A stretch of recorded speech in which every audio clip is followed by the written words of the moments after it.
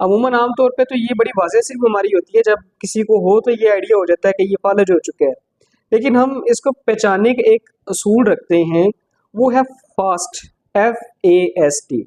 मतलब कि ये 4 एक उसूल होंगे, 4 तरीके होंगे जिसकी वजह से हम इसको पहचान के और इसका क्योर कर सकेंगे। फर्स्ट है फास्ट से होगा F, F से होगा फेस, चेहरे का एक साइड या दोनों साइड लटक जाएंगे।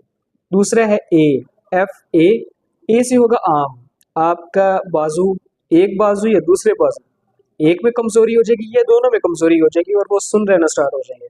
आपको वो फील नहीं होगा, बिकॉज आपके दिमाग तक प्रॉपर ब्लड नहीं जा रहा, प्रॉपर न्यूट्रिएंट्स नहीं जा रहे, प्रॉपर ऑक्सीजन नहीं जा रही।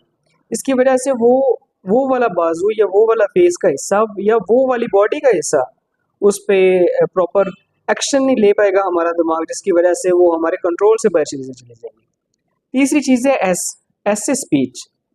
इसमें ये भी हो जाता है कि हमें बोलने, समझने या सुनने में दुश्वारी होना शुरू हो जाती है, ये भी फालज है। और T है टाइम। ये चीज़ें आपके सामने जब अया हो गई है, जब वाज़ेह हो गई हैं, so it's time to approach the doctor and the hospital.